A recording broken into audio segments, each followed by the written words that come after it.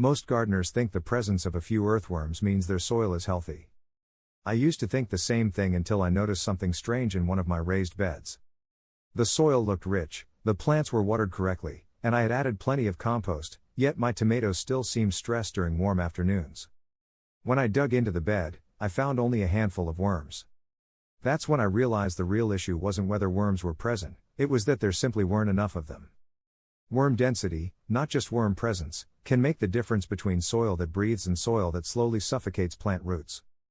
One thing that helped me rebuild healthy worm populations was adding live red wiggler compost worms to my composting system and garden beds where appropriate. Instead of waiting years for local worm populations to recover naturally, I was able to establish active composting much faster and consistently produce rich worm castings for my garden. I've linked the exact worms I use in the description if you'd like to see them. The idea of worm density isn't something many gardeners talk about, but it's surprisingly important.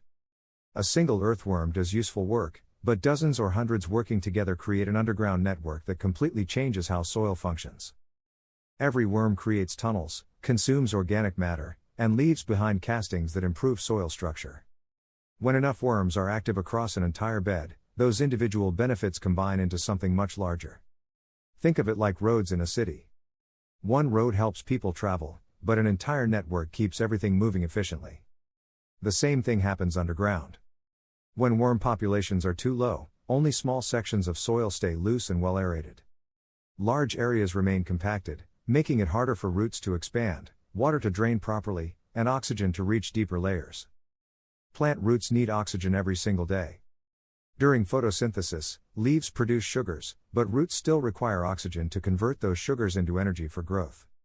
When soil becomes compacted and air spaces disappear, roots begin struggling long before leaves show visible symptoms. Gardeners often respond by adding more fertilizer, but fertilizer can't solve an oxygen problem. That's one reason gardens sometimes show yellowing leaves even when nutrients are available. Healthy microbes also need oxygen. If the soil stays compacted, microbial activity slows, nutrients become less available, and root growth weakens. The problem isn't always what's missing from the soil. Sometimes it's simply that the soil can't breathe. One of the easiest ways to increase effective worm density is by feeding the worms instead of just feeding the plants. Organic matter is their fuel. Every layer of shredded leaves, finished compost, aged manure, chopped crop residue, or mulch becomes future food for worms. As those materials break down, worms move through them continuously, extending their tunnel systems deeper into the soil. Moisture is equally important.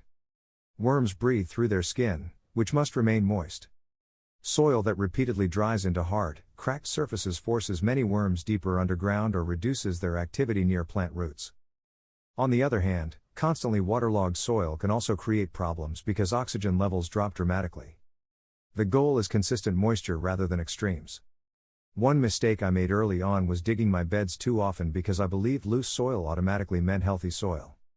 Every time I turned the soil deeply, I destroyed many of the tunnels worms had already created. Those tunnels are valuable because they stay open long enough for water, oxygen, roots, and beneficial microbes to use them.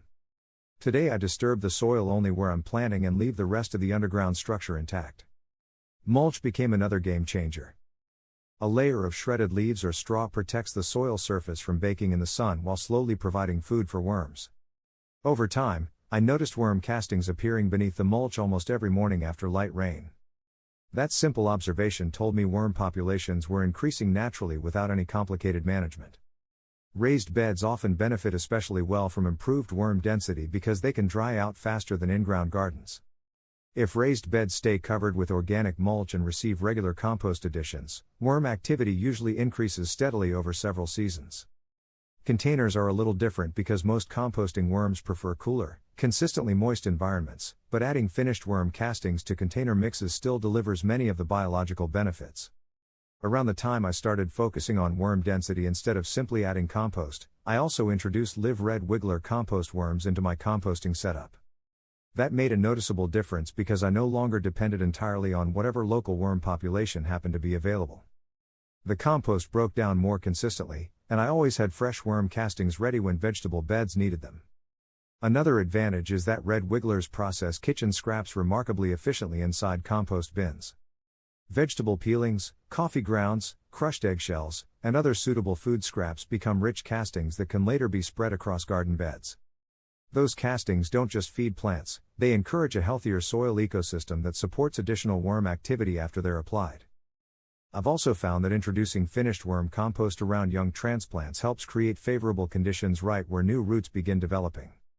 Tomatoes, peppers, cucumbers, lettuce, herbs, and many other crops seem to establish themselves more quickly when planted into biologically active soil that's already rich in organic matter. Many gardeners who use live red wigglers mention similar experiences. One of the most common observations is that kitchen scraps disappear faster than expected once a healthy worm population becomes established. Others appreciate how easy it becomes to produce a steady supply of worm castings without relying entirely on purchased compost. While results always depend on soil conditions and proper management, consistent worm activity often leads to softer soil that's easier to work season after season. Of course, adding worms alone isn't enough. If the environment isn't suitable, they won't stay active for long. Bare soil, repeated tilling, prolonged drought, or a lack of organic material will eventually reduce populations again. The real goal isn't simply buying worms, it's creating a home where they can multiply and continue improving.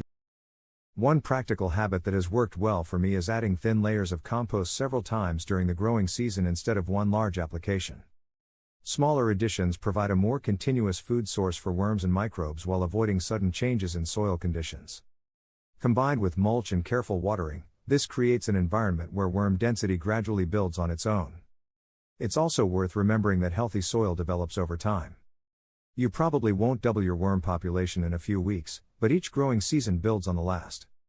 As tunnels increase, drainage improves, roots penetrate deeper, microbial life expands, and the soil becomes naturally easier to maintain.